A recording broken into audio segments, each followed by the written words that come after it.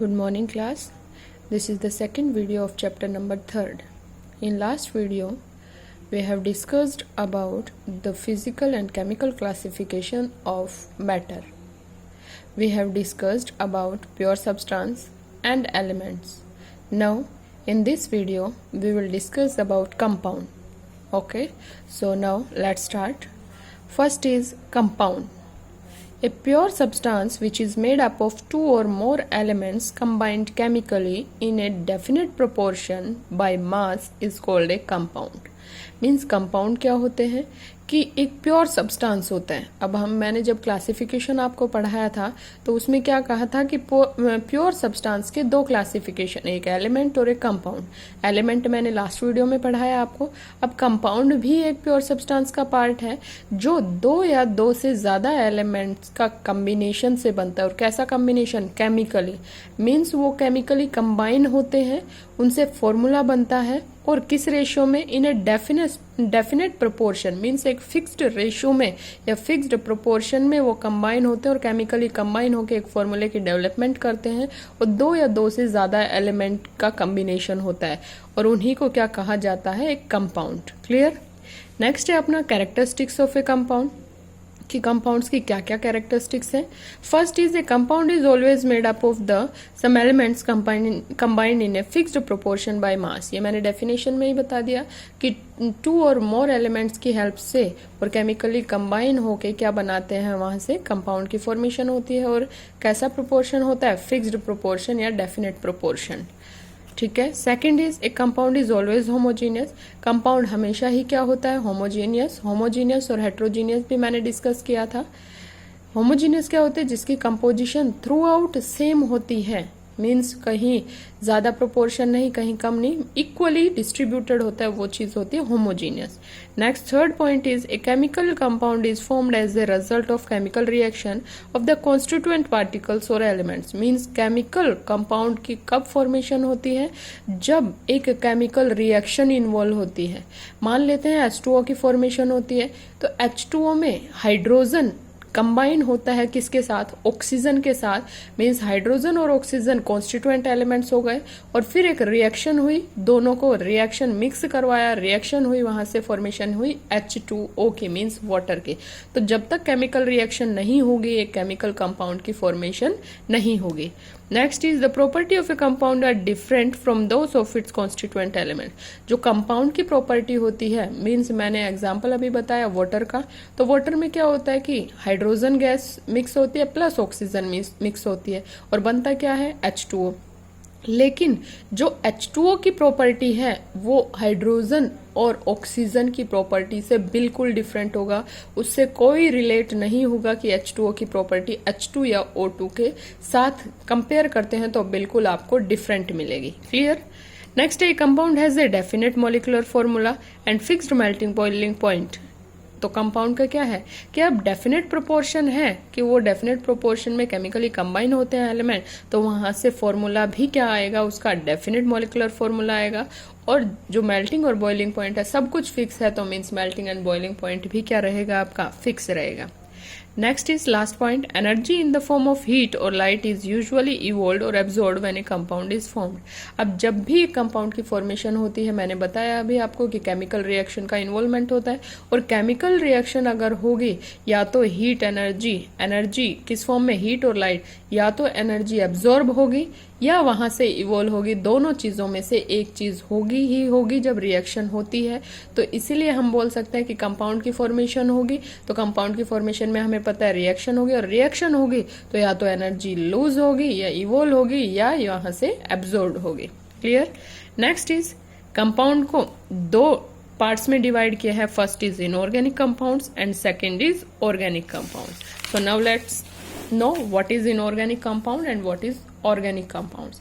Inorganic compound. These compounds have been mostly obtained from non-living sources such as rocks and minerals.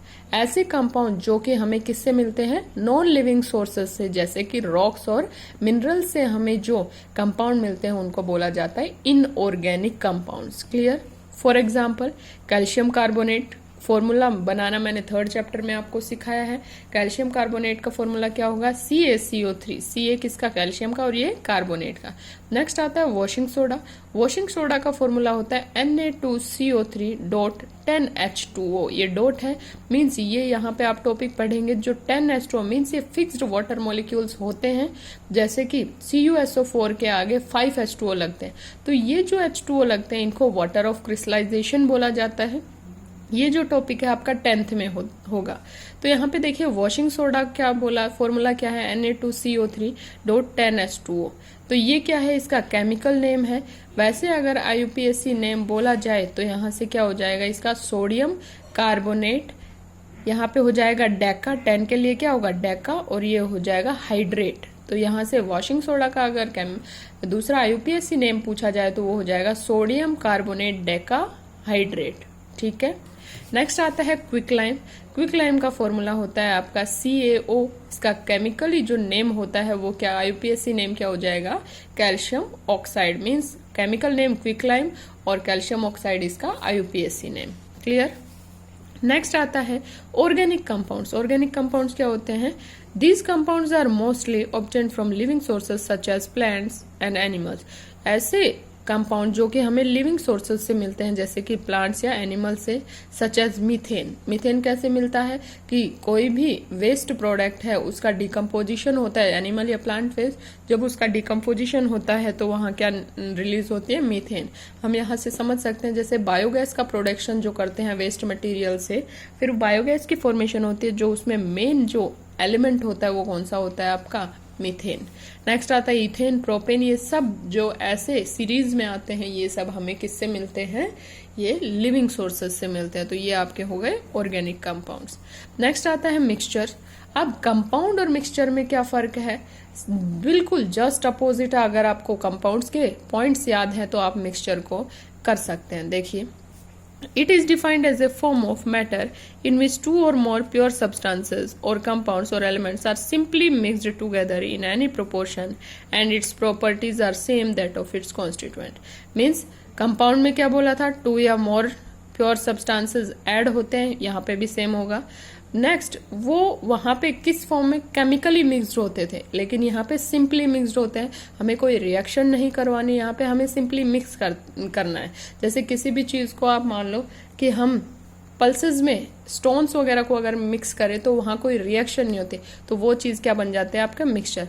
वहां पे compound में fixed proportion था, लेकिन यहाँ पे कैसा प्रोपोर्शन है, किसी भी प्रोपोर्शन कोई फिक्स्ड प्रोपोर्शन नहीं है। उसमें जो प्रॉपर्टी होती थी जो कंपाउंड की वो डिफरेंट होती थी कंस्टिट्यूएंट एलिमेंट से, लेकिन इसमें प्रॉपर्टी सेम रहती है। मीन्स पहले भी पल्सेस और स्टोन को मिलाया गया, बाद में भी हमारे पास वही चीजें हैं। मीन्स मिक्स हुई है, केमिकल रिएक्शन नहीं हुई, सिंपली मिक्स हुआ है तो प्रॉपर्टी तो वही रहेंगी। फॉर एग्जाम्पल, जैसे कि मिक्सचर का हम एग्जाम्पल मान ले एयर। एयर क्या है कि मिक्सचर है गैसेस का, जैसे ऑक्सीजन, नाइट्रोजन, आर्गन, जो सब गैसेस हो गई, इन सब का क्या है, मिक्सचर है। नेक्स्ट आता है आपका गन पाउडर। आपको यहाँ पे याद रखना है कि गन पाउडर में क्या क्या मिक्स करते हैं, स्टेनलेस स्टील में क्या करते हैं।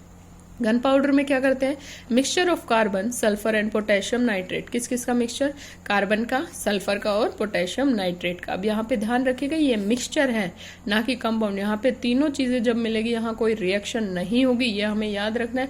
जहां रिएक्शन हो गई वो तो बन जाएंगे कंपाउंड, और जहां रिएक्शन नहीं होगी वो आपके होंगे मिक्सचर्स।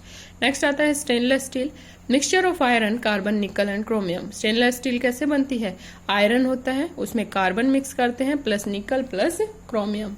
कार्बन किसके लिए, आयरन की जो होते हैं, सॉफ्ट आयरन जो होता है वो बहुत मुलायम होता है, लेकिन कार्बन की परसेंट कुछ भी परसेंट ऐड करने से उसकी स्ट्रेंथ बढ़ जाती है, वो कैसे हो जाते हैं, आयरन हार्ड हो जाता है। क्लियर। नेक्स्ट आता है मिक्सचर, टू टाइप्स के हैं, होमोजीनियस मिक्सचर और हेट्रोजीनियस मिक्सचर। अगर किसी को होमोजीनियस हेट्रोजीनियस समझ नहीं आया तो वो यहाँ देखिए। होमोजीनियस मिक्सचर क्या होता है, a mixture is said to be homogeneous if the different compounds of the mixture are mixed uniformly. Means ऐसे मिक्सचर को होमोजीनियस कहते हैं जब कंपाउंड्स आपस में मिक्स हो, कैसे, uniformly, means same, and there are no boundaries of separation between them, और जब हम उनको सेपरेट करना चाहें तो हम उनकी बाउंड्रीज को नहीं देख पाए, मीन्स ऐसे मिक्स हो जाए बिल्कुल पता ही नहीं चले कि इसमें क्या मिक्स किया। जैसे कि solution of sugar in water, sugar और वाटर को अगर हम मिक्स करते हैं तो हमें पता नहीं चलता कि कहाँ शुगर है और कहाँ वाटर, क्योंकि वो बिल्कुल वाटर जो होता है उसके अंदर कंप्लीटली मिक्स हो जाते हैं। तो हम कह सकते हैं जो कंप्लीटली मिक्स हो जाए और जहां बाउंड्रीज नहीं दिखे और यूनिफॉर्म कंपोजिशन हो, वो चीज कहलाती है आपकी होमोजीनियस। नेक्स्ट आता है mixture of alcohol and water, alcohol और वाटर को मिक्स कर दे, वहां पे भी कोई लेयर नहीं दिखती आपको, सेपरेशन नहीं दिखता। नेक्स्ट आता है mixture of gases in air, air में गैसेज का जो मिलना होता है वो मिक्सचर होता है, वो कौन सा होता है, होमोजीनियस मिक्सचर। और होमोजीनियस क्यों, क्योंकि आप नहीं पता लगा सकते, आपके पास एयर फ्लो होते हैं एटमॉस्फेयर में, आप नहीं पता लगा कहाँ मैक्सिमम नाइट्रोजन है कहाँ ऑक्सीजन, क्योंकि वो इक्वली डिस्ट्रीब्यूटेड होते हैं, इसलिए ये होमोजीनियस में आता है। नेक्स्ट आता है सॉल्ट सॉल्यूशन, अगर वाटर में हम सॉल्ट मिक्स करते हैं तो भी वो क्या रहता है आपका होमोजीनियस मिक्सचर। नेक्स्ट आता है हेट्रोजीनियस।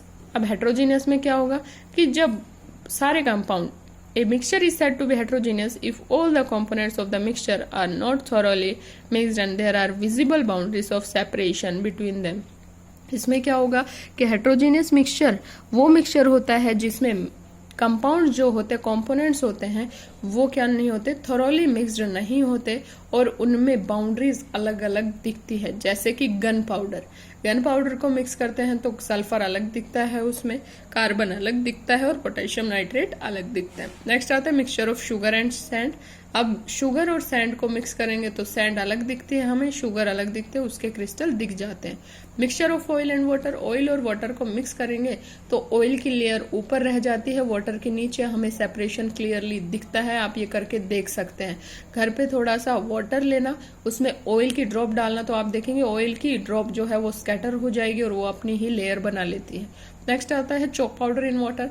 चॉक पाउडर अगर ट्रांसपेरेंट ग्लास में हम लेके चॉक पाउडर को लें और उसको मिक्स करें तो क्या होता है, चॉक पाउडर सेटल हो जाता है नीचे थोड़ी देर बाद और वाटर ऊपर रह जाता है, मीन्स वहां सेपरेशन दिखता है, तो वो क्या हो गया आपके हेट्रोजीनियस मिक्सचर। नेक्स्ट आपका आता है प्रॉपर्टीज ऑफ मिक्सचर। प्रॉपर्टी क्या होगी, कंपाउंड्स की जस्ट अपोजिट। मिक्सचर वहां कंपाउंड कैसा था, होमोजीनियस, लेकिन मिक्सचर दोनों हो सकते हैं, होमोजीनियस भी हो सकता है और हेट्रोजीनियस भी। Composition of mixture is variable, composition जो होगी वो फिक्स्ड नहीं होगी, वेरिएबल होगी, कोई भी प्रोपोर्शन में हम उसको मिक्स कर सकते हैं। Mixture has no definite set of properties and the components retain their original property, means इसमें जो प्रॉपर्टी होती है मिक्सचर की वो कॉन्स्टिट्यूएंट एलिमेंट्स के बिल्कुल सेम होती है।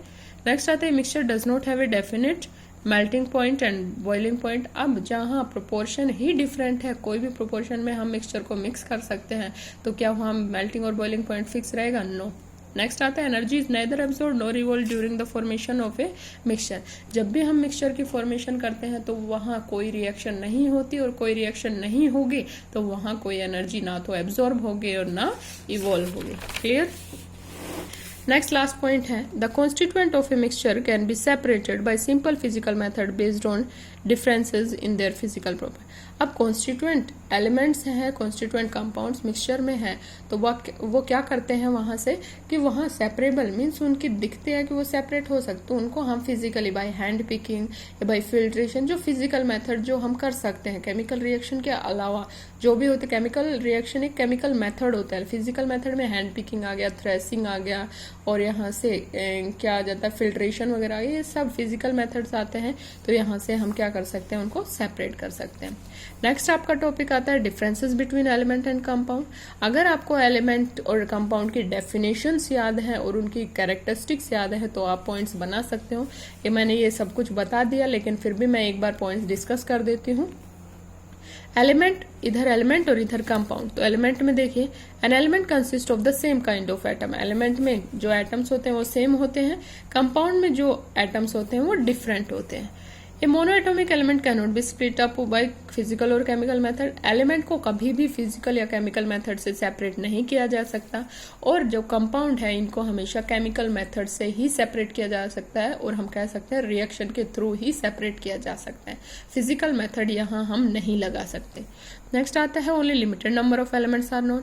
आज के टाइम में जो एलिमेंट है वो 114 एलिमेंट ही नोन है, लेकिन उन एलिमेंट की हेल्प से हम बहुत सारे कंपाउंड्स बना सकते हैं, कोई भी रेंज में हम कंपाउंड किसी को भी मिक्स करो जो केमिकली मिक्स हो जाए, केमिकली कंबाइन हो जाए, वही कंपाउंड की फॉर्मेशन। तो number of known compounds are quite large, means बहुत ज्यादा है, कंबाइन करो वहां से न्यू कंपाउंड की फॉर्मेशन होती है। बस शर्त है कि कहाँ क्या होना चाहिए, वहां पे केमिकली रिएक्ट होने चाहिए, केमिकली मिक्स होने चाहिए। नेक्स्ट आता है the property of an element is the property of its atom.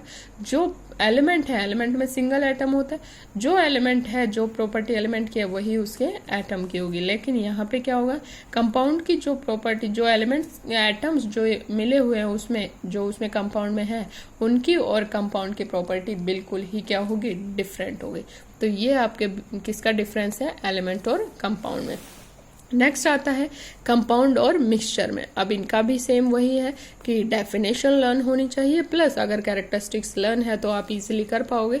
इधर कंपाउंड लिखा मैंने, इधर mixture. First point, A compound is a homogeneous substance, homogeneous है। मिक्सचर दोनों हो सकते हैं, होमोजीनियस और हेट्रोजीनियस। नेक्स्ट है कि the components of a compound do not retain their property, means मैंने बताया कंपाउंड में जो होता है, जो प्रॉपर्टीज होती है कॉन्स्टिट्यूएंट एलिमेंट्स के अलावा और कंपाउंड में, वो बिल्कुल डिफरेंट होती है।